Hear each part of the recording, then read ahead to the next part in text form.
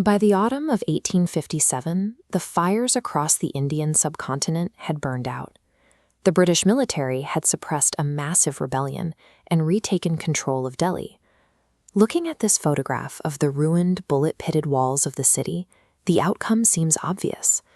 By every traditional military metric, the Indian revolutionaries had lost. Yet the immediate consequence of this military failure was the total dissolution of the East India Company, the wealthiest corporate entity in human history. British records characterize the event as a localized sepoy mutiny, but as the fighting spread from military barracks to the streets and fields, it involved soldiers, civilians, and royalty, an uprising that would be remembered as India's first war of independence. How did a disorganized, defeated rebellion manage to dismantle a global corporate empire and plant the seeds of a modern nation? Long before the first shot was fired, the East India Company had pushed the subcontinent to the breaking point. They squeezed local farmers with heavy taxes, extracted regional wealth, and drove native artisans into ruin. Governor-General Lord Dalhousie accelerated this extraction through a predatory legal mechanism called the Doctrine of Lapse. If an Indian ruler died without a natural male heir, the company simply erased their borders and annexed their territory. This bureaucratic maneuver systematically swallowed up powerful independent states like Jhansi, Satara, and Nagpur, threatening the survival of native royalty and their centuries-old lineages. The tension finally snapped over a piece of standard-issue military hardware, the new Enfield percussion rifle, seen here. To load this weapon, soldiers had to bite open the grease-sealed paper cartridges. Word rapidly spread through the ranks that this grease was made from cow and pig fat, a religious violation for both Hindu and Muslim troops. On March 29, 1857, an Indian soldier named Mangal Pandey refused to use the cartridges and opened fire on his British officers. The British executed Pandey, expecting the punishment to restore order. Instead, his death provided the spark needed to ignite a subcontinent-wide explosion.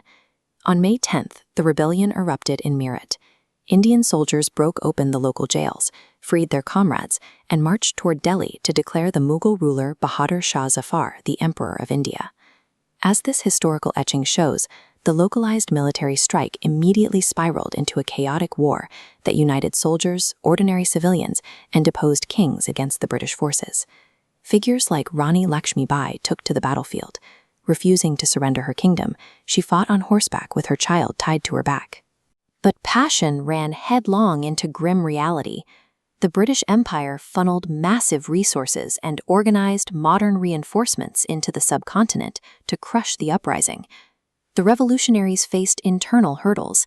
They lacked unified, centralized leadership to coordinate a continent-sized war, and several local Indian kings chose to ally with the British, fracturing the resistance.